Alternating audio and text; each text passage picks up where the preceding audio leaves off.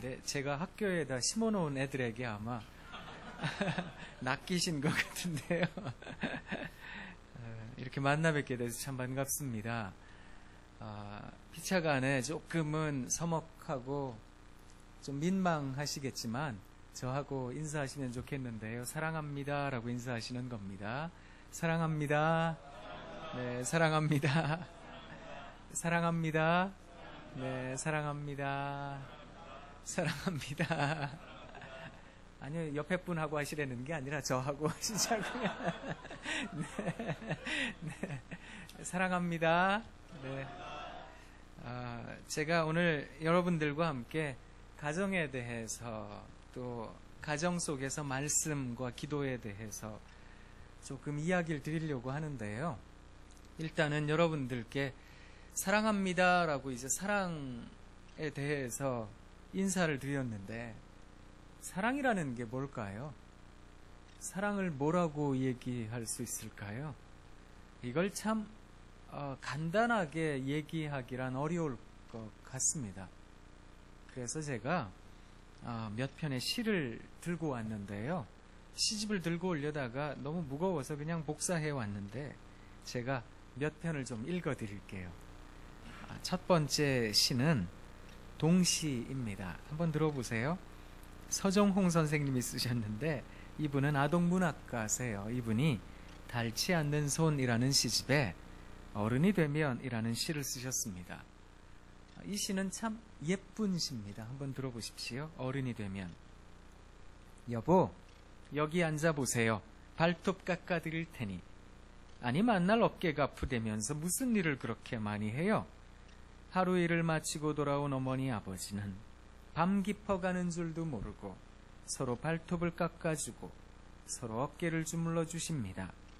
그 모습 가만히 보고 있으면 나도 빨리 장가들고 싶습니다. 어른이 되면 어머니 같은 여자 만나 아버지처럼 살고 싶습니다. 시가 예쁘죠? 그냥 예쁘죠?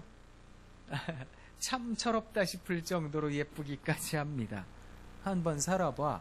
그런 생각이 들게 되는 시기도 합니다. 사랑이라는 게 뭘까? 사랑에는 아마 이런 기대와 염원이 있는 건 아닐까 싶습니다. 나도 결혼이라는 걸 하면 어머니처럼 아버지처럼 알콩달콩 살겠지? 오손도손 사라질 거야. 결혼이라는 걸 하면 그런 기대와 염원 가운데 끝끝내 핑크빛 미래를 그려가며 살 수 있을 거야. 그렇게 생각하고 사랑이라는 걸 하게 됩니다. 사실 사랑엔 이런 염원과 기대가 있나 봅니다. 이게 없다면 결혼이라는 걸 할까요? 한 남자가 한 여자를 만납니다. 한 여자가 한 남자를 만납니다. 사랑이라는 걸 합니다. 그리고 결실을 맺겠지요. 결혼이라는 결실을 맺을 텐데 둘에 대한 서로에 대한 염원과 기대가 없다면 이런 사랑이라는 거 아마 결혼이라는 결과를 맺기가 어려울지 않을까 그런 생각을 해봅니다. 사랑은 역시 염원과 기대인가 봅니다. 그런데요, 조금 살아보면 다른 얘기를 합니다. 이제 두 번째 시를 읽어드릴 텐데 이 시는 좀 산 사람 시입니다. 김나영 시인이 썼는데요. 수작이라는 시집에 이사라는 시를 썼습니다. 한번 들어보세요. 이사. 이 남자다 싶어서 나 이 남자 안에 깃들어 살 방 한 칸만 있으면 됐지 싶어서 당신 아내 되어 살았는데 20년 전 나는 당신밖에 없었는데 지금은 나 당신 밖에 있네. 이 표현이 재미있죠? 시인들의 표현이 참 멋있습니다. 20년 전 나는 당신밖에 없었는데 지금은 나 당신밖에 있다고요. 옛 맹세는 헌 런닝구처럼 바래어져 가고 사랑도 맹세도 뱀 허물처럼 쏙 빠져나간 자리. 내 마음의 공허가 하루에도 수십 번 이삿짐을 쌌다 풀었다 하네. 염원과 기대를 갖고 살면 그렇게 행복하게 살 거라고 생각했는데 살아가다가 보니 그 염원과 기대가 깨져버렸습니다. 그러니 염원과 기대가 깨어지고 나니 화가 납니다. 분노라는 게 생겨납니다. 화, 불화자 쓰거든요. 내 마음 한켠을 태워버리나 봅니다. 태워진 마음 한켠이 그래서 공허해지나 봅니다. 공허해진 마음으로 이렇게 얘기를 하는 겁니다. 하루에도 수십 번 이삿짐을 쌌다 풀었다 한다고요. 그런데 이게 사랑이라는 거 아십니까?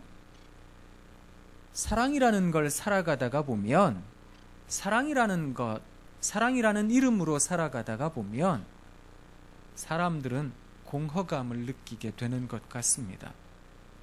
알콩달콩 살 줄 알았는데, 오손도손 살 줄 알았는데 그게 아니라는 걸 알게 되었습니다. 그래서 분노가 생겨나고요. 그래서 마음 한켠이 공허감, 그게 생겨나나 봅니다. 그런데 이걸 사랑이라고 합니다. 또 이것도 다가 아니고요. 여기서 조금 더 오래 살면 세 번째 시를 씁니다. 세 번째 시는 이성희 시인이 썼는데 갈비뼈가 부러진 포옹이라는 시집에 부부라는 시를 썼습니다. 이분이. 이 시는 조금 거친 시입니다. 셉니다. 한번 들어보세요. 부부. 또 당한 것이다. 아침밥을 먹다가 벌컥 화를 내며 남편이 나갔다. 전화도 없다. 그런데도 편하다. 이제 나도 50. 천천히 베란다로 나간다. 화분 앞에 쪼그려 앉는다. 아무 생각 없이 이파리를 보고 만지고 물을 준다. 아무 생각 없이 천천히 백화점도 돈다.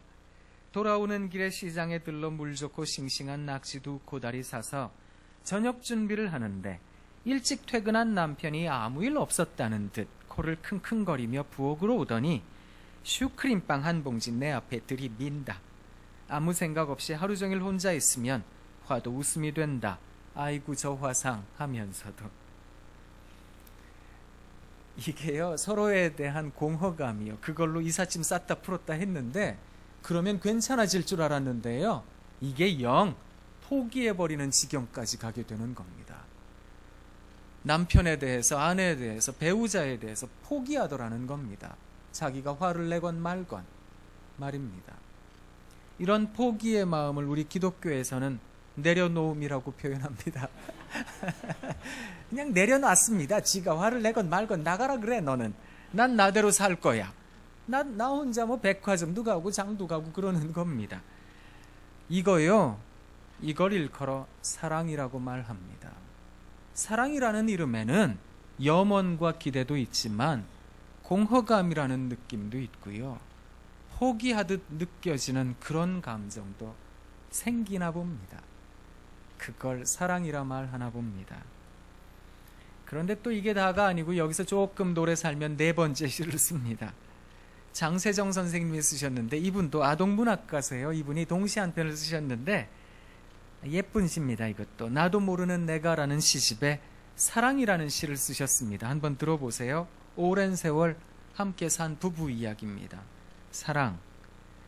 밀린 월급 때문에 우리 아버지 술 한잔 한 날 어머니는 뭔 돈으로 마셨노? 핀잔을 줍니다. 큰 대자로 누운 아버지 양말 벗기고 바지 벗기고 원수다 원수 하면서 꿀물 타주고 눈곱 떼주고 아버지 발 주무르다 앉아서 조는 우리 어머니 원수를 사랑하십니다. 뭐 기독교에서 얘기를 하는 원수 사랑까지는 아닐지라도 살아가는 삶이 깊어지고 오래되다 보니 이제는 원수 사랑의 경지에까지 이르게 되나 봅니다. 사랑이라는 이름에는 업앤다운이 있는 것 같습니다. 사랑을 하며 살아가다가 보면 염원과 기대를 갖고 살지만 바닥을 쳤다라고 여겨지기까지 하는 공허감과 그저 포기의 감정도 생겨나는 것 같습니다. 그러다가요, 그래도 다시 한 번 더 사랑해보지, 뭐 원수 같은 인간이긴 하지만 한 번 더 사랑해보자, 원수 사랑을 경험하게 되나 봅니다. 이게 사랑인가 봅니다. 이것도 다가 아니고요. 여기서 조금 더 오래 살면 다섯 번째 시를 씁니다. 박영희 시인이 쓰셨는데 박영희 선생님은 남자분입니다. 이분이 팽이는 서고 싶다라는 시집에 접기로 한다라는 깨달음이 큰 시를 쓰셨습니다. 한번 들어보세요. 접기로 한다. 요즘 아내가 하는 걸 보면 섭섭하기도 하고 괘씸하기도 하지만 접기로 한다. 지폐도 반으로 접어야 호주머니에 넣기 편하고. 이야, 그렇구나. 그런 생각 안 드세요? 저 이거 읽다가 무릎을 쳤거든요. 이야, 그렇구나. 아하. 지폐도 반으로 접어야 호주머니에 넣기 편하고, 다 쓴 편지도 접어야 봉투 속에 들어가 전해지듯 두 눈 딱 감기로 한다. 하찮은 종이 한 장일지라도 접어야 냇물에 띄울 수 있고, 두 번을 접고 또 두 번을 더 접어야 종이 비행기는 날지 않던가. 살다 보면 이슬비도 장대비도 한순간 햇살에 배겨나지 못하는 우산 접듯 반만 접기로 한다. 반의 반만 접어보기로 한다. 나는 새도 날개를 접어야 둥지에 들지 않던가. 이야, 도대체 몇 날을 같이 살아야 몇 년을 같이 살아야 이 정도 경지에 이르게 될까요? 좋게 수십 년은 같이 살아야 이 정도의 경지에 이르는 건 아닐까 싶은데요. 이건 거의 뭐 달관의 경지입니다. 사랑이라는 이름으로 오래 살다 보니 이제는 깨달음마저 갖게 되었습니다. 이게 사랑인가 봅니다. 근데 또 이것도 다가 아니고요. 여기서 조금 더 오래 살면 6번째 시를 쓰게 되나 봅니다. 이게 마지막입니다, 이제.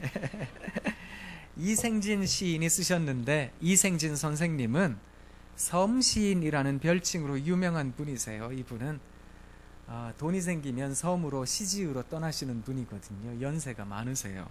올해로 이분 연세가 85 되셨습니다. 그런데 이 시를 5년 전에 쓰셨어요. 5년 전에 시집에다가 담으신 게 아니라 신문에다가 기고하셔서 시만 혼자 덜렁덜렁 돌아다니거든요. 시 제목이 아내와 나 사이입니다. 한번 들어보세요. 아내와 나 사이. 아내는 76이고 나는 80입니다. 지금은 아침 저녁으로 어깨를 나란히 하고 걸어가지만 속으로 다투기도 많이 다툰 사이입니다. 요즘은 망각을 경쟁하듯 합니다. 나는 창문을 열러 갔다가 창문 앞에 우두커니 서 있고, 아내는 냉장고 문을 열고서 우두커니 서 있습니다. 누구 기억이 일찍 돌아오나 기다리는 것입니다. 그러나 기억은 서서히 우리 둘을 떠나고, 마지막에는 내가 그의 남편인 줄 모르고 그가 내 아내인 줄 모르는 날도 올 것입니다. 서로 모르는 사이가 서로 알아가며 살아가다가 다시 모르는 사이로 돌아가는 세월, 그것을 뭐라 하겠습니까? 그걸 뭐라고 할까요? 그걸 아내와 나 사이입니다. 이야기를 하시는 겁니다. 이야, 그렇구나. 그런 생각을 하게 되었습니다. 서로 모르는 사이가 서로 알아가며 살아가다가 다시 모르는 사이로 돌아가는 세월을 나누는 사이, 그게 아내와 나 사이는 아니겠습니까? 이제는 오래 같이 살다 보니 긍휼히 여김 말입니다. 불쌍히 여김 말입니다. 그런 느낌마저 갖게 되나 봅니다.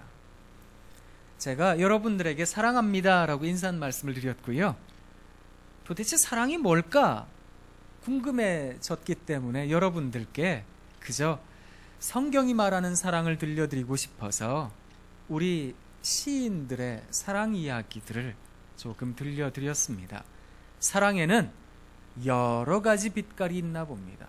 그래서 때로는 핑크빛, 때로는 회색빛, 잿빛, 때로는 암흑과도 같은 검정색 말입니다.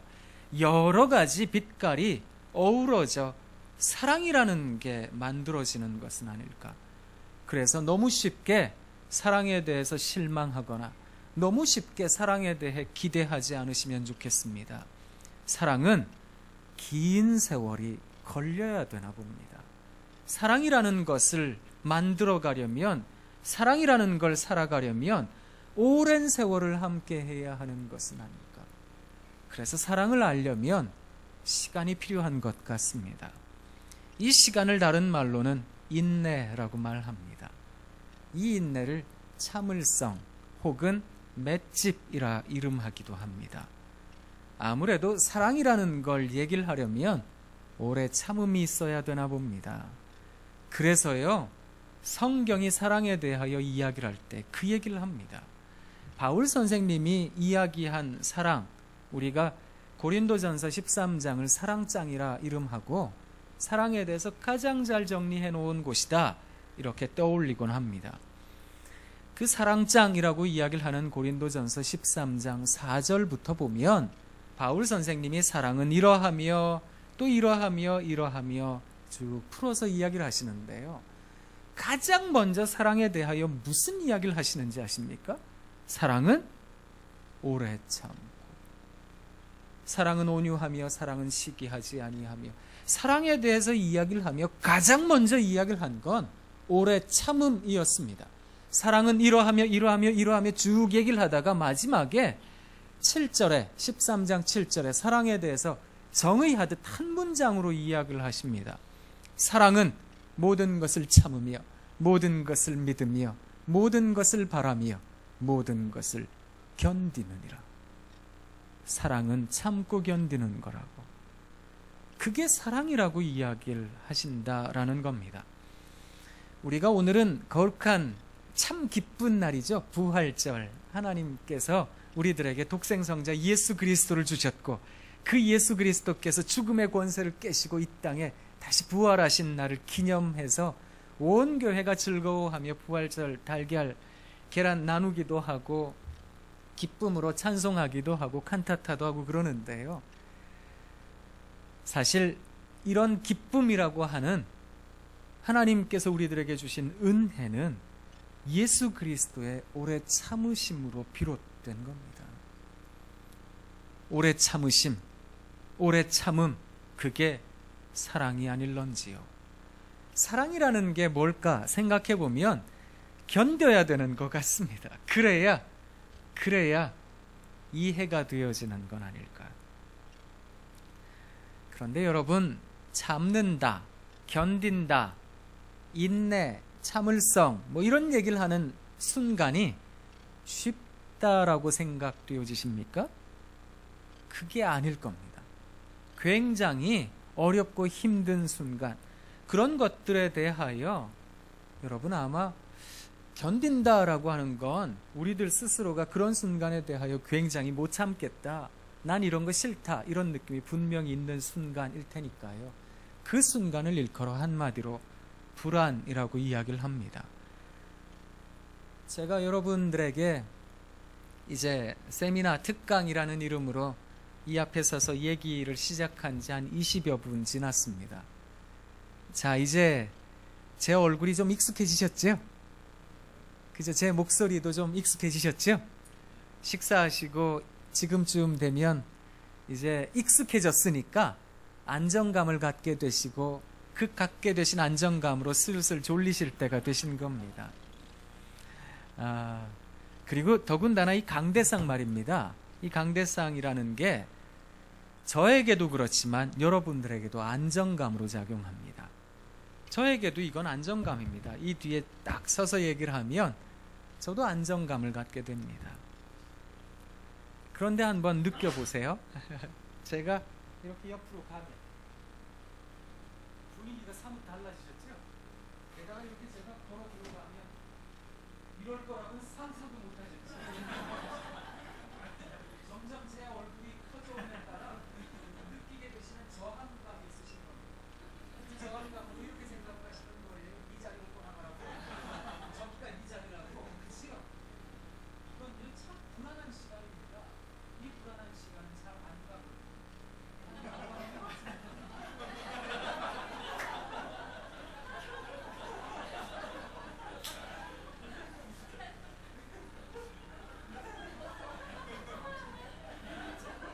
제가 몇 초 안 있었는데요, 굉장히 힘들어하셨거든요.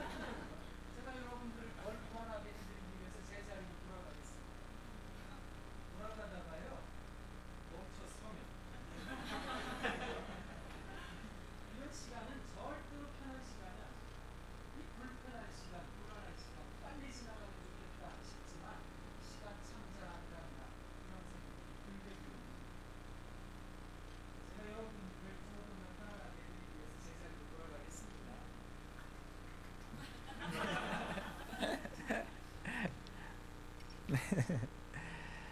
불안한 거요. 사람들은 참 싫어합니다. 우리가 그런 존재이기 때문입니다. 하나님께서는 우리를 천사로 지으신 게 아니라 사람으로 지으셨습니다. 그래서 근원적인 한계가 있습니다. 가장 뚜렷한 한계가 뭐냐 하면 시간과 공간의 제약이라는 겁니다. 우리가 이 시간, 이 공간에 여기에 위치해 있으면 뭐 다른 시간, 다른 공간에 무슨 일이 있는지 우리는 알 턱이 없는 거거든요.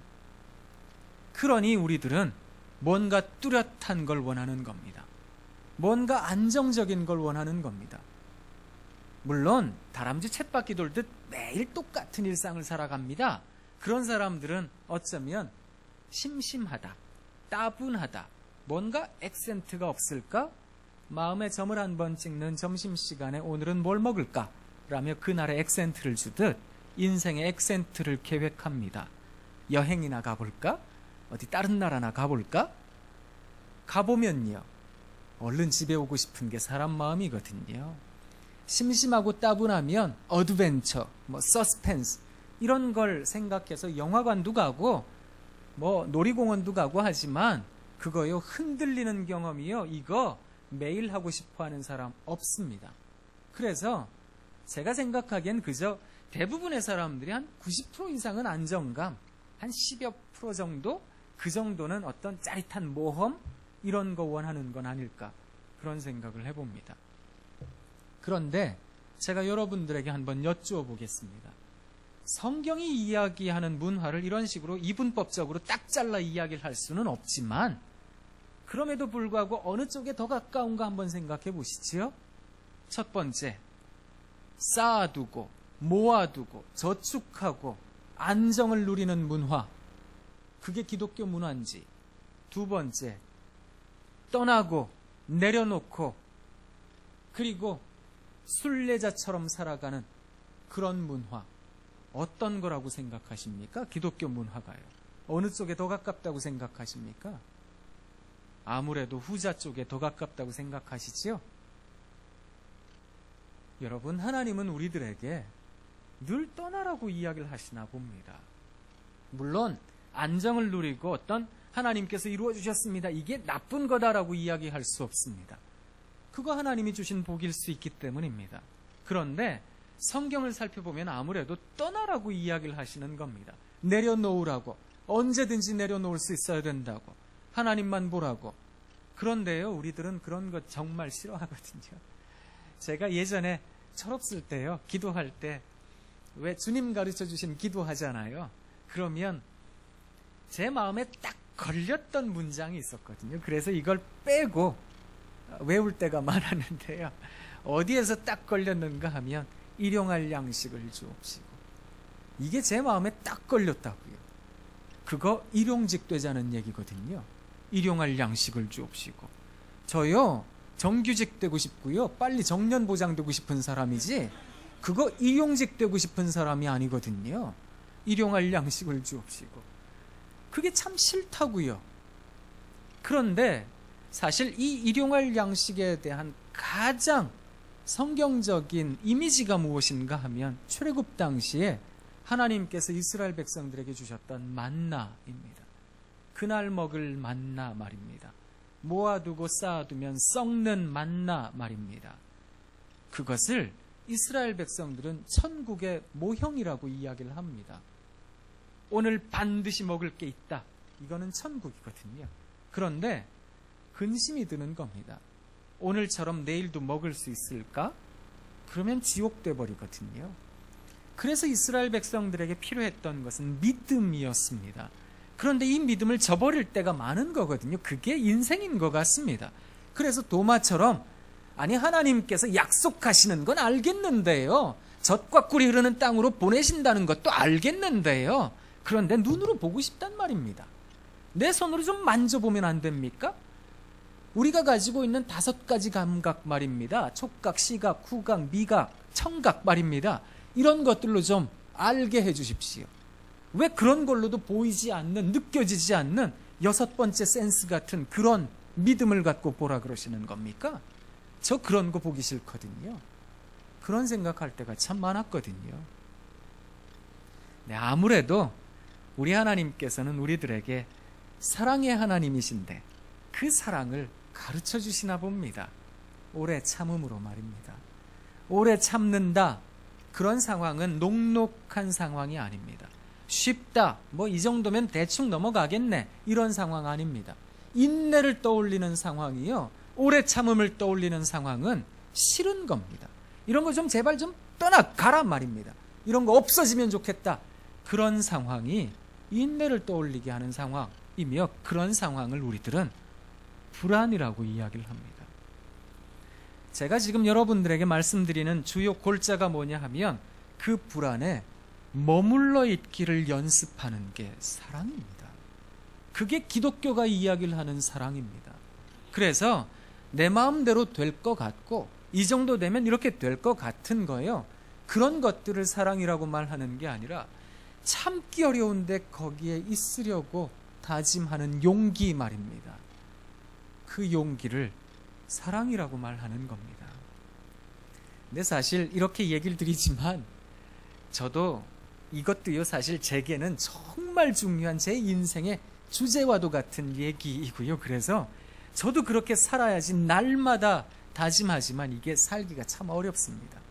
여러분은 안 그러세요? 집에 가서 아이들 보면요, 이미 뭐 다 키우시고 다 뭐 출가하게 하신 부모님들도 계실 테지만 애들 보면 답답하지 않으세요? 저도 그렇거든요. 애들만 보면 이상하게 자꾸 지적하고 싶어집니다. 제 눈이 도끼 눈으로 바뀌거든요. 어디부터 찍을까? 그 생각하거든요. 애들만 보면 자꾸 그렇게, 이게 자꾸 걸리는 게 있어요. 제 마음에도 자꾸 걸려요. 이런 것도 모자라고 저런 것도 모자라고 말입니다. 여러분은 안 그러세요? 애들 앞에 세워놓고 발성 연습하지 않으세요? 득음의 경지에 이를 때까지? 이게 무슨 영인지는 모르겠는데 아마 나쁜 영인 것 같은데요, 그 영의 충만을 받아서요, 미래를 예언하더라고요. 앞에 애들 세워놓고요. 이렇게 살다가 그지가 되려고 그러냐, 니깐 놈이 뭐가 되려고 그러느냐고요. 이게요, 보면 애들만 보면 자꾸 뭔가를 지적하고 싶어지는 거예요. 그게 저도 그렇거든요. 야, 책상이가 네 마음이라 그랬잖아. 책상 정리 좀 하고 돌아다녀. 너는 왜 맨날 네 방은 바자회를 하고 있냐. 옷을 쫙 펼쳐놓고. 이거 얼마야 너? 넌 빤스가 책이냐? 왜 책 꽂아놨냐? 양말이 보물이야. 왜 여기다 숨겨놨어 너는? 좀 정리정돈 좀 하고 살라고. 죄송합니다. 이게 저거든요. 생각해보면 진짜 불안하니까요.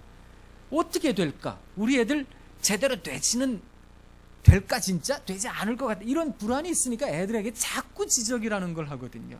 이렇게 살란 말이다. 아버지가 살아보니까 이게 안 좋으니까 너한테 그렇게 살라 그러는 거야. 나 잘 되라고 그러니 너 잘 되라고 그러는 거야. 그런데요, 너 잘 되라고 얘기를 하면서 왜 저주의 말들을 퍼붓는지, 이게 생각해보면 우리들이 불안해서 이게 지금 대처 방식으로 얘기를 하는 게 자꾸 안정에 대한 추구이기 때문에 그런 얘기를 하는 것은 아닐까. 그래서 이것도요, 사실 제게도 진짜 중요한 주제입니다. 그래도 저희 집 애들은요, 공부는 좀 하는 편입니다. 성적이 안 좋아서 그렇지. 저는 공부와 성적은 구분해야 된다, 이렇게 생각하는 사람인데요, 뭐 열심히 했는데 뭐 성적이 나쁜 건 어쩔 수 없습니다. 그래도 저희 집 큰애는요, 고등학교 가서부터는 좀 잘해서요, 지금은 한 7, 80점은 받아옵니다. 등급이 안 좋아서 그런데 수능 시험 봐야 되는데 큰일 났습니다. 근데 저희 집 둘째 아이는 중학생이신데 이분 역시 받아오시는 점수가 아주 남다르십니다. 그래도 저희 집 애들은요, 씩씩합니다. 점수를 잘 받아오면 꼭 손에 쥐고 오십니다. 정오표나 시험지나 이런 걸 꼭 손에 쥐고 오시고요, 지들이 점수를 못 받았다 싶으면 아예 숨겨놓고 안 꺼내놓습니다. 근데 저희 집 둘째는 진짜 쾌활한 애인데, 얘는 자기 점수를 자기가 생각하기에 잘 받았나 봐요. 늘 들고 오거든요. 이걸 깃발처럼 흔들면서 옵니다. 내가 이런 점수를 받았다고 딱 꺼내놓는데 요전에도 꺼내놨는데 보니까 60점 받았더라고요. 우리한테는 잘한 겁니다. 진짜로 잘한 겁니다. 그래서 제가 칭찬을 해줬거든요. 야, 우리 아들 일치월장 잘했다고요. 이야 진짜 잘했다고 막 칭찬을 해줬거든요. 그랬더니 얘가 제 앞에서 거들먹거렸습니다. 이런 날은 외식하러 가야 되는 거 아니냐고요. 그래서 또 온 가족이 외식하러 갔습니다. 가면서 찝찝했습니다. 이런 점수로 외식을 해도 되나?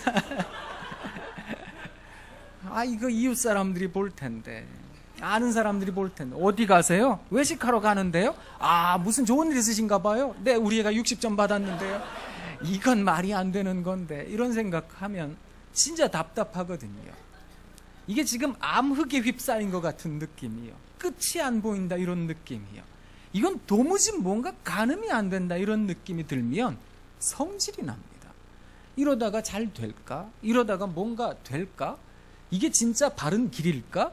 잘 모르겠네. 이런 생각을 하면 어두워지거든요. 그런데 제가 성경 바라보다가 아주 중요한 사실 한 가지를 깨닫게 되었습니다.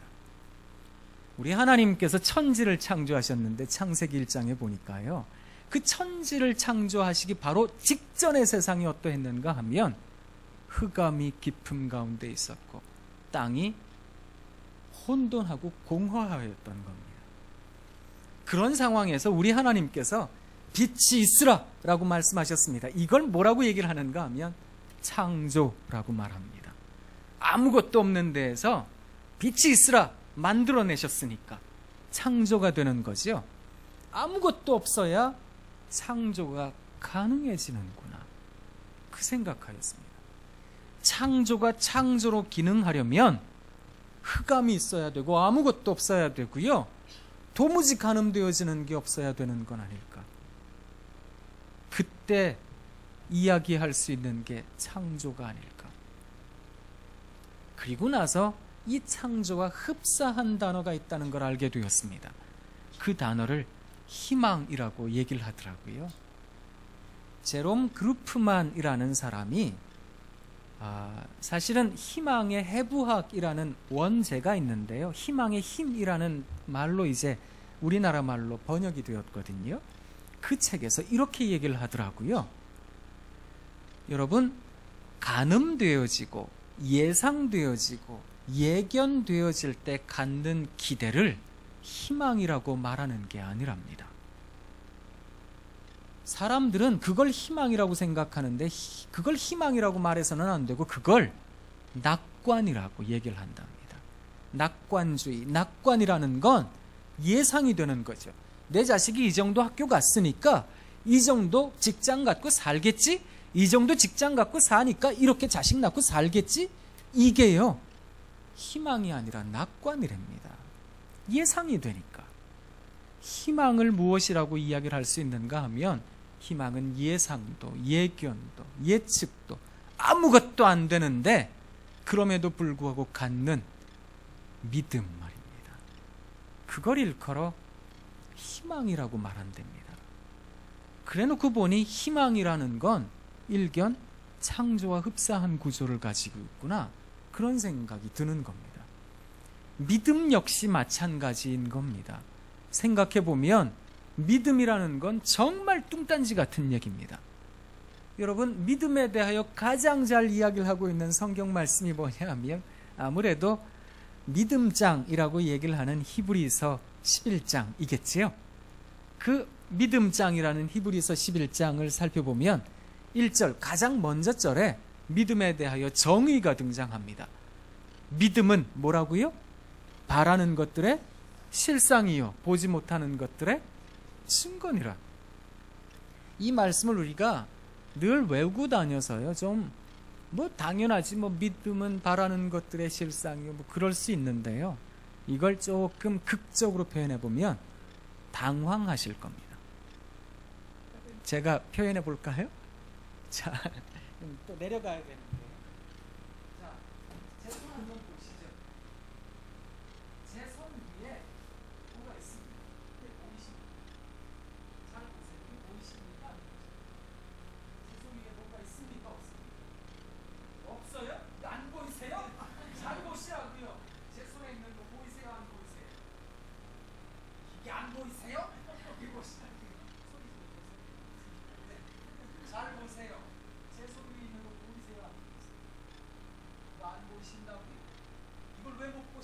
저는 보이세요? 뭐가 보이세요? 뭐가 보이세요? 은혜가요. 네. 이거요. 믿음의 눈으로 봐야 보이는 몸이 성큼 변명이 사실이요. 제대로 보시면 보이실 거예요. 이거 잘 안 보이시죠? 제 눈에는 당황스러우시죠? 그런데 여러분 이거 당황해 하실 거 없으십니까? 왜 그런가 하면 믿음은 바라는 건 여기에 없습니다. 바라는 거 기대하는 겁니다. 바라는 것들의 실상이요. 실상 여기 있다. 리얼리티라고요. 여기 있다고. 애들 편으로 레알이라고요. 여기 있다고요. 진짜라고요. 그 얘기를 하는 겁니다. 여기 있다고요. 바라는 거 없는데 여기 있어 라고 얘기를 하는 게 믿음이랍니다. 그런데 이거 여러분들도 저도 전혀 우리가 당황해 할 수 없는 게 우리가 그렇게 얘기를 하거든요. 하나님을 만났답니다. 예수님 음성도 듣고요. 성령 체험도 했답니다. 그게 도대체 뭡니까 도대체? 제가 예전에 시골에서 목회를 한 적이 있었습니다. 저희 마을에 한 30여 호 정도 이제 마을 구성이 되어 있는 시골 마을인데요. 제가 이장님에게 가서 예수님 믿으시라고 몇 번 얘기를 했는데 이분이 안 오셨어요. 때마침 좋은 기회가 있어서 제가 가서 얘기를 했거든요. 서울에서 이미용 팀이 왔어요. 이장님. 우리 이장님이 여자분이셨어요. 근데 이미용 팀이 왔는데 이 세상에 빠말 한 번 말면 절대로 안 풀어지네. 이름하여 매직이라고 한대요. 제가 뭣도 모르고 그냥 그렇게 얘기를 한 거예요. 이거요 서울에서는 15만 원짜리래. 그러니까 이장님 여 와가지고 이거 빠마 말고 가라고 공짜라고 다 하고 가시라고 그랬더니요 이분이요 나한테 자꾸 예수 믿으라 그러는데 그 예수 한번 보여줘 보라 그러시더라고요. 제가 어떻게 보여줍니까 예수님을? 제가 우해서 푸닥거리 해가지고 막 예수님 불러오는 것도 아니고요. 우리 하나님 부른다고 오시는 잡신도 아닌데요. 우리 하나님 그가 원하는 때에 그의 은혜를 이루시고자 작정하신 하나님의 때 카이로스의 때에 섭리하실 텐데 제가 할 수 있는 얘기가 없거든요. 누군가를 믿게 하려면 뭔가를 꺼내놓고 믿게 해야 되는데 뭔가 타당한 얘기를 해야 되지 않겠습니까? 그런데요 전도라는 게요 얼마나 답답한 겁니까? 객관적인 걸 꺼내놓으라고요. 그런데 맨날 하는 얘기는 주관적인 얘기밖에 없다고요. 자기가 예수님 믿었으니 좋아요 이런 얘기밖에 없잖아요. 그러니 전도가 미련한 거지요. 이 얘기는 제 얘기가 아니고요. 바울 선생님 얘기입니다. 고린도전서 1장 21절에 바울이 그렇게 얘기를 했거든요. 믿음이 참 미련한 거라고요. 전도가 참 미련한 거라고요. 그런데 하나님의 미련함이 세상의 지혜로움보다 더 지혜롭다고요. 그래서 그 세상의 지혜를 꺾기도 한다고요. 우리들이 이야기를 하는 믿음이라는 건요 진짜 말이 안 되는 겁니다. 그 믿음이라는 게 언제 드러나는지 아십니까? 아무것도 믿을 수가 없을 때요. 내놓을 수 있는 게 없을 때요. 그럴 때 믿음이 가능하다라고 지금 성경이 말하고 있는 겁니다. 저는 여러분들에게 지금 가정에 대해서 말씀을 드리고 있는 중입니다. 우리가 가정을 이끌다 보면 무너질 때가 많습니다. 배우자가 내 마음대로 안 되고요. 그리고 자식들이 내 마음대로 안 될 때가 얼마나 많은지요. 그래요. 내려놓고 삽니다. 뭐 다 그런 거지 뭐. 그러다가도요. 마음 한켠에는 울컥하고 화도 나거든요. 저는 신학교에서 상담 가르치는 사람입니다. 저는 상담하는 사람입니다. 저는 많은 사람들을 만나는 사람이기도 합니다. 참 많은 부부들을, 참 많은 가족들을 만났습니다. 생각해보면 사랑이라는 이름으로 살아가는데 서로에게 상처 줄 때가 참 많다는 거 알게 되었습니다. 사랑이라는 게 뭘까? 우리들은 너무 쉽게 생각하는 것 같습니다. 사랑하면 모든 게 원만해지겠지? 사랑하면 모든 게 잘 될 거야. 그래서요, 저도 그렇게 생각했거든요. 사랑한다 이야기를 하면 제 마음에 사랑의 마음이 가득해지는 줄 알았습니다. 사랑한다 이야기를 하면 앞에 있는 사람들이 사랑받아 마땅한 행동을 하게 되는 줄 알았습니다. 그런데 그게 아니라는 걸 알게 되었습니다. 사랑한다 이야기를 했는데 사랑이 바닥이 나버렸습니다. 내 앞에 있는 사람이 사랑받아 마땅치 않은 행동을 진짜 잘하는 겁니다. 어떻게 해야 될까요? 그래서 사랑을 이야기를 할 때는 이를 악물고 하셔야 됩니다 라고 말하는 사람이 되었습니다. 이게 됩니다. 한번 해보실래요? 수렁합니다. 한번 해보세요. 옆에 분 보고 하지 마시고요. 오해할지도 모르니까 저를 보고 한번 하시는데 이럴 때는 두 눈을 부릅뜨셔야 됩니다. 그리고 결의에 찬 표정을 갖고 이를 악물고 이야기하시는 겁니다. 수렁합니다. 네. 사랑이라는 거요, 한순간 내 마음에 흘러나는 어떤 감정에 대한 언어적 표현이 아니라는 걸 알게 되었습니다. 사랑이라는 건 일종의 결단은 아닐까? 이거 어려운 겁니다. 쉽지 않은 겁니다. 그래서 사랑이라는 건 누구나 하고 사는 줄 아는데요, 사랑은 참 우리를 아프게 합니다. 힘들게 합니다. 한숨 쉬게 합니다. 다 사랑이라는 이름으로 살아가는데요.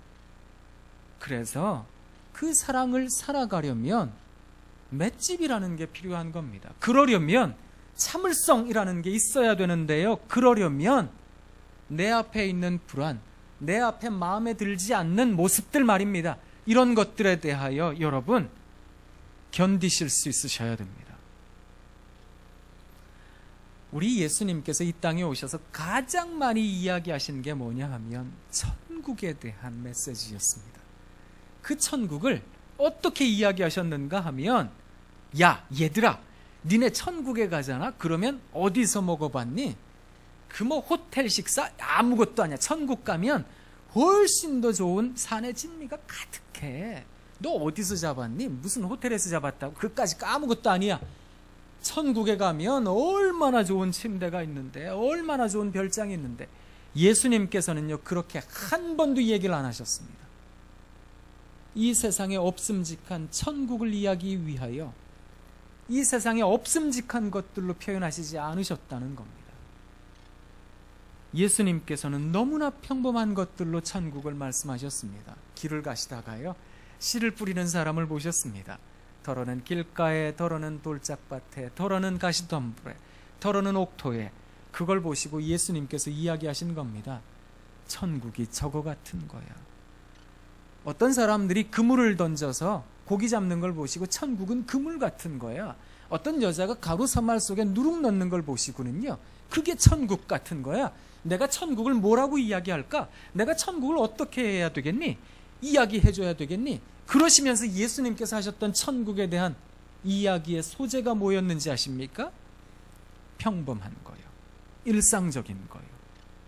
그의 두 눈에 천국이 가득했습니다. 그 말입니다. 포도원 품꾼들을 통해서, 혼인잔치를 통해서, 양과 염소를 통해서, 잃어버린 아들을 통해서, 탕자 말입니다. 예수님께서 비유로 이야기하셨던 천국이 무엇일까? 이걸 오늘 우리들의 이야기로 하자면 이거요, 우리들이 살아가는 삶의 일상이 천국으로 이게 우리들에게 받아들여져야 된다. 이건 쉬운 일이 아니거든요. 제가 이렇게 얘기를 드리면 우리 일상을 천국으로 삼지 이거 쉬울지도 모르는데요, 여기에 모여서 그런 얘기를 할 때는 쉬운 것 같습니다. 모든 모임의 맹점이 그런 거거든요. 이 자리에서 여러분 댁에 갈 생각하셔야 됩니다. 한번 떠올려 보시죠. 이제 다 끝났다. 그리고 다 인사하고 집으로 간다. 집에 들어가는데요, 이제 문을 열고 들어갔다. 들어갔는데요, 집안이요 난장판이다. 여러분 기대하십니까? 모든 게 깨끗하고 애들이 공부하고 있고 막 정말 내 마음에 쏙 들게 돼 있고 그럴 거라고 기대하고 들어가십니까? 그게 아니고 우리들의 일상은요 그런 게 아닐 때가 훨씬 더 많거든요. 아침에 부랴부랴 나오시느라고 정신 없으셨죠? 난장판이죠? 그걸 떠올리시라고요. 빨래는 산맥을 이룰지도 모르고요. 여하튼 싱크대에 여하튼 산더미처럼 있을지도 모르겠습니다. 설거지할 것들이 말입니다. 그게 우리들의 천국입니다. 이게 받아들여지십니까? 그걸 받아들이실 수 있으셔야 됩니다. 그래야 내가 이 땅을 천국으로 사는 겁니다. 하나님이 통치하시는 세상 그 어느 곳이나 하나님의 나라가 되는 겁니다. 그래서 우리가 찬송도 부르는 거거든요.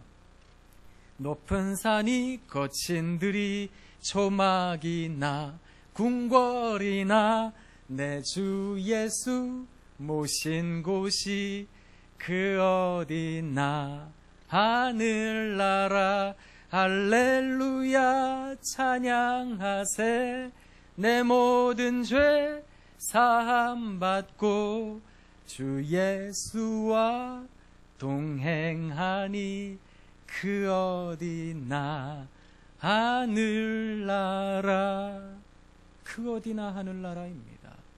이런 고백이 가능해지려면 여러분 우리들에게는 믿음의 결단이라는 게 있어야 됩니다. 하나님이 나의 가정을 책임지신다. 하나님께서 이끌고 계신다. 하나님이 통치하신다. 거기에 대한 믿음이 필요한 겁니다. 그 믿음은요 가늠되는 게 아니라니까요. 가늠이 안 되고요. 도무지 볼 수도 없고요. 예상도 안 됩니다. 그런데 믿어내는 것. 하나님 살아계시다. 도무지 그걸 얘기를 할 수 없는 인생 살아가지만 하나님 살아계시다. 하나님 바로 이곳에서 우리와 함께 거하고 계신다. 하나님 살아계시다. 그것에 대한 믿음이 필요한 겁니다. 이 믿음을 위해서 우리들에게 무엇이 필요할까요? 이제 여러분들에게 성경의 신비를 말씀드리겠습니다. 신비라는 단어는 비밀과 달라서 비밀은 가르쳐주면 알지만 신비는 가르쳐줘도 모릅니다. 내가 경험하기 전까지는 죽었다 깨나도 모르는 것, 그걸 신비라고 말합니다. 이걸 한번 경험해 보시면 좋을 것 같은데요. 성경이 이야기하는 믿음의 신비가 뭔지 아십니까? 로마서 10장 17절을 꼭 기억해 두십시오. 로마서 10장 17절 외우고 다니시는 분들도 계실 텐데요. 믿음이 이렇게 생겨난답니다. 믿음은 들음에서 나며 들음은 그리스도의 말씀으로 말미암았느니라. 그리스도의 말씀 말입니다. 복음서의 말씀, 성경 말씀 말입니다. 그 말씀, 쓰여진 하나님의 말씀은 물론이거니와 선포되어진 하나님의 말씀, 그래서 우리가 주일 예배를 드리며 목사님의 설교 말씀을 듣는 겁니다. 그리고 고요한 가운데, 기도 가운데 내게 때로는 폭풍과도 같은 음성으로, 때로는 세미한 음성으로 들려주시는 하나님의 음성에 귀 기울이는 겁니다. 기도하며 갖게 되어지는 이 음성 말입니다. 내 마음속으로 울려 퍼지는 그 음성 말입니다. 이걸 들으셔야 됩니다. 가장 기본적인 것은 쓰여진 하나님의 말씀을 읽으셔야 됩니다. 하나님의 말씀을 들을 때 믿음은 들음에서 난다고 성경이 말합니다. 이게 히브리인들의, 이스라엘 백성들의 교육 방식입니다. 신명기서 하나님께서 새로운 명령을 우리들에게 허락하셨는데 그 신명기의 핵심 단어가 뭔지 아십니까? 듣는다라는 단어입니다. 이 단어로부터 비롯되어진 핵심 구절이 뭐냐 하면 신명기 6장 4절에서 9절 말씀, 쉐마 이스라엘 이렇게 시작합니다. 그래서 본문을 쉐마 본문이다 이렇게 얘기를 하는데, 쉐마는 듣는다의 명령어입니다. 들으라 이런 말입니다. 쉐마, 들으라 이스라엘이여, 너는 마음을 다하고 정성을 다해서 하나님을 사랑해라. 그 사랑이 어떻게 나타나는가 하면 너는 들어오든지 나가든지 하나님의 말씀을 가까이 하라고 이야기를 합니다. 하나님의 말씀을 강론하라고요. 들으라고요. 네 손목에다 표로 삼고 이마에다 표로 삼아 하나님의 말씀을 가까이 하라고 이야기를 합니다. 신명기 31장 11절에서 13절 말씀이요. 네 땅 거류민들에게 하나님의 말씀을 듣게 해라. 네 자녀들에게 하나님의 말씀을 듣게 해라. 하나님께서 이스라엘 백성들을 이집트 땅에서 구원하셨는데 그 사실을 잘 모르는 후대 백성들에게 하나님이 우리를 얼마나 사랑하셨는지 그걸 듣게 하라고요. 하나님의 말씀을 가까이 하게 하라고요. 듣게 하라고요. 그러면 하나님을 경외할 수 있을 거라고요. 이건 말이 안 되는 거거든요. 이 논지가 왜 말이 안 되는가 하면 우리는 다 그리스도인들입니다. 하나님을 경외하고 싶지 않은 사람이 여기에 있습니까? 우리 모두 다 하나님을 경외하고 싶은 사람들입니다. 그런데 육신이 나약하거든요. 마음에 간직하고 있는 어떤 다짐했던 그런 정신력이 나약할 때가 많거든요. 이걸 어떻게 유지할 수 있을까? 어떻게 이어갈 수 있을까?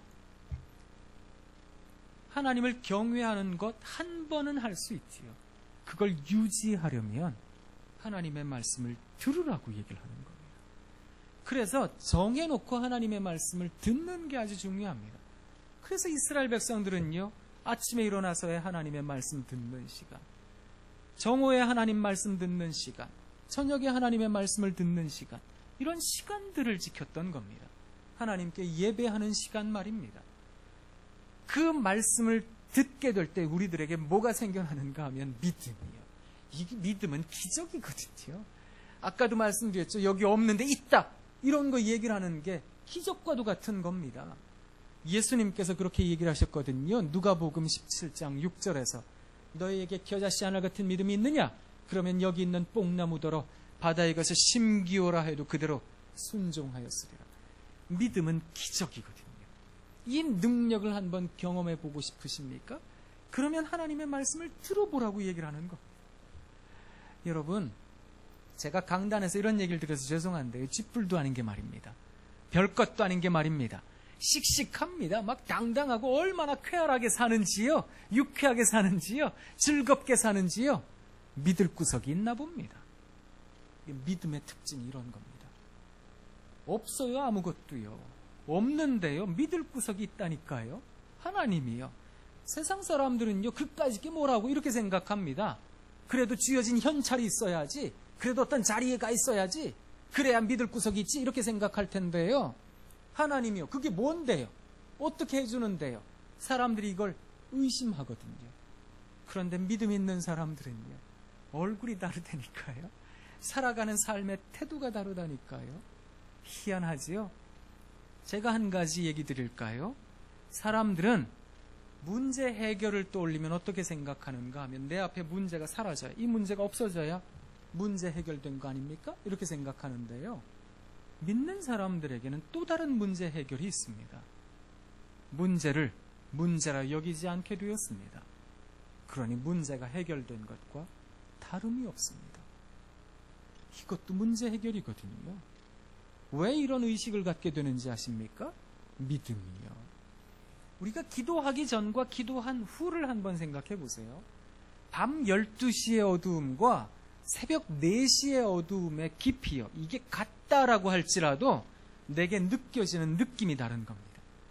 밤 12시 어두움이요. 새벽 4시 어두움이요. 내게 느껴지는 게 다르다니까요.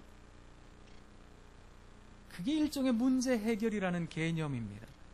우리가 왜 그런 문제 해결을 경험하는지 아십니까? 하나님이 살아계시다. 하나님이 나와 함께 하시는데, 하나님이 반드시 잘해주실 텐데, 하나님께서 우리와 함께 하시는데, 그런 생각으로, 그런 믿음으로 말입니다. 사람들이 도무지 기뻐할 수 없는 순간에 기뻐하는 겁니다. 즐거워하는 겁니다. 이걸 믿음이라고 얘기를 하는 겁니다. 이 놀라운 믿음으로 우리는 고백하는 겁니다. 하나님이 하신 거라고. 세상 사람들은 운이 좋아 그런 거야. 야, 그거 참 어쩌다 보니 그렇게 됐네? 이렇게 생각할 테지만 우리들은 그런 이야기 속에서 하나님이 하신 겁니다. 하나님이 이끄셨습니다. 그걸 바라볼 수 있거든요. 이게 믿음의 눈이라는 겁니다. 이 믿음의 눈을 실제로 한번 경험해 보고 싶으십니까? 그러면 하나님 말씀을 읽으셔야 돼요. 하나님의 말씀을 한번 읽어보시면 좋겠습니다.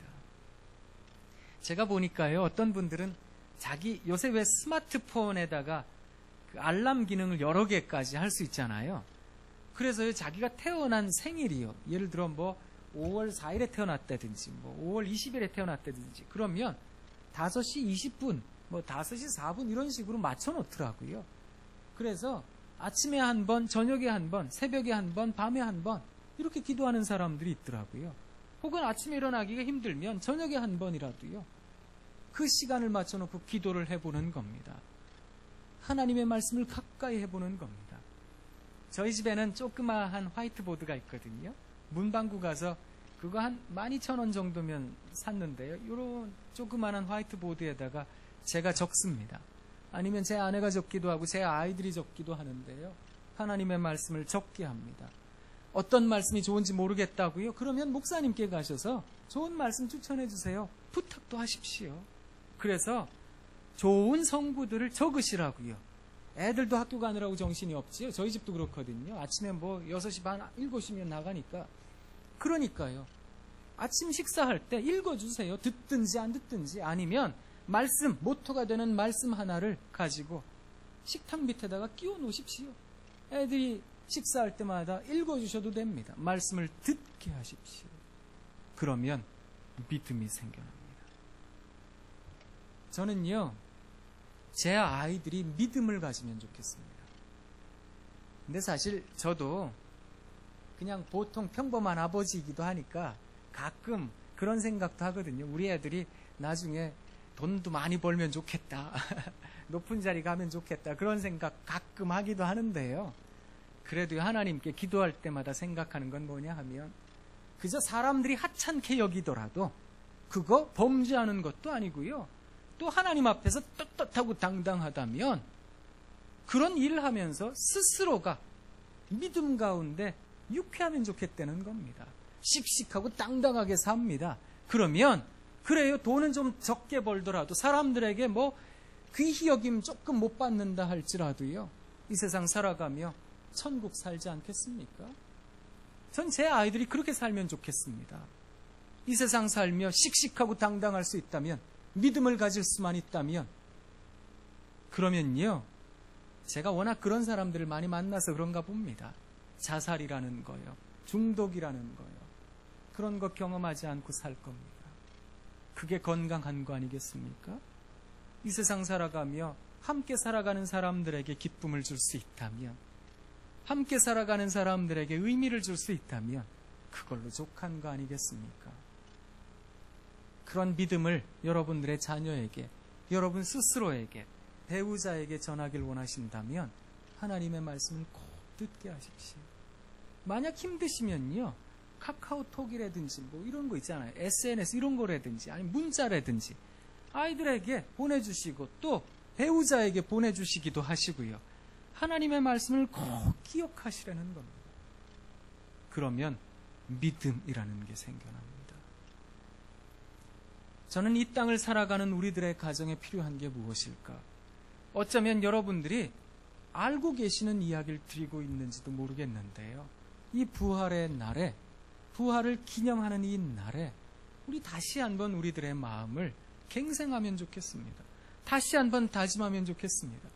하나님께서 우리들을 귀하게 여기셨고 이 가정을 우리들에게 허락하셨습니다. 이 귀하디 귀한 가정 말입니다. 이 가정을 형성해 나가며 무엇이 그리스도인으로서 정말 해 나가야 할 삶의 자세일까? 내 배우자에게 무엇을 말할 수 있을까? 내 아이들에게 무엇을 말할 수 있을까? 그것을 꼭 마음속에 다짐하실 수 있으시면 좋겠습니다. 제가 조금만 더 부연 설명을 드릴게요. 한 번만 더 부연 설명을 드릴게요.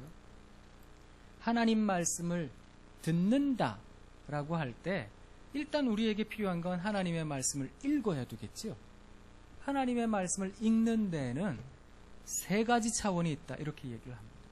첫 번째 차원은 뭐냐 하면 렉치오라고 하는 이게 이제 라틴어인데요. 렉션, 렉치오, L-E-C-T-I-O, 렉치오라는 말은 읽는다, reading, 그냥 읽어 내려가는 것을 이야기를 합니다.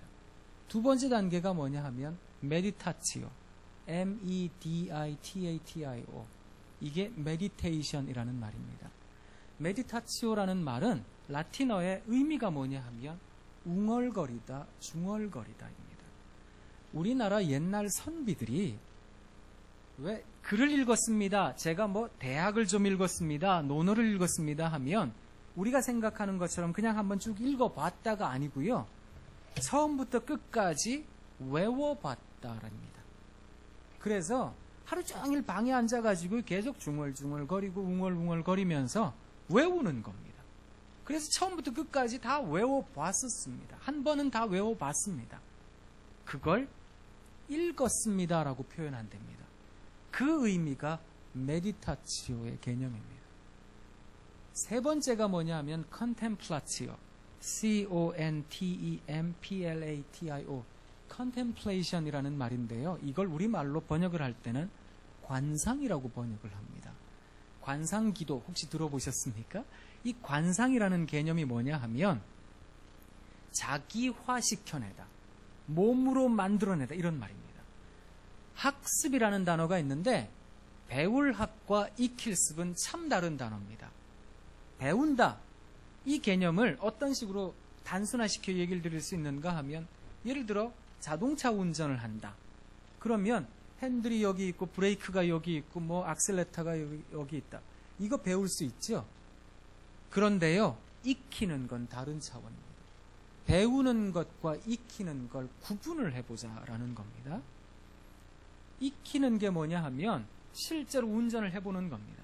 그래서 앞범퍼부터 뒷범퍼까지 내 몸으로 만들어내는 것, 체화시켜내는 것, 자기화시켜내는 것. 그래서 이 정도 골목이면 내가 가겠다, 이 정도 공간이면 내가 파킹을 하겠다 못하겠다, 이게 나오겠지요. 이게요, 딱 보면 눈에 들어오거든요. 그게 익히다의 개념입니다. 자기 몸으로 만들어내는 겁니다. 컨템플라치오라는 개념이 뭐냐 하면 하나님의 말씀을 한번 직접 살아보는 겁니다. 그래서 하나님의 말씀을 읽는다, 하나님의 말씀을 듣는다, 이런 개념이 뭐냐 하면 하나님의 말씀을 단순히 읽기도 하고 암송하기도 하고 그 말씀을 한번 살아보는 겁니다. 그러면 우리들에게 믿음이라는 게 생겨납니다. 이걸 꼭 한번 경험해 보시면 좋겠습니다. 그러면요, 우리 아이들에게도 믿음이라는 게 생겨납니다. 그러면 이 세상 살아가다가 힘들 때 하나님을 반드시 떠올릴 겁니다. 그러면 삽니다. 우리 아이들이 살고요, 나도 삽니다. 하나님을 떠올려야 되는 거거든요. 그 한계의 순간에, 그 힘든 순간에 하나님이 살아계시다, 하나님이 날 잘해주실 거야, 기도하는 자의 자녀는 망하지 않는다, 이것만 생각나도요, 이 세상 살아갈 수 있습니다. 그걸 가르치실 수 있는 우리들이 다 되면 좋겠습니다. 이거 제게도 평생의 숙제거든요. 이거 여러분들과 나누면서 우리 아이들 또 배우자, 그렇게 만나면 좋겠습니다. 함께 생각해 보았습니다. 여러분 사랑합니다. 사랑합니다. 사랑합니다. 사랑합니다. 제가 잠깐 기도하겠습니다. 하나님,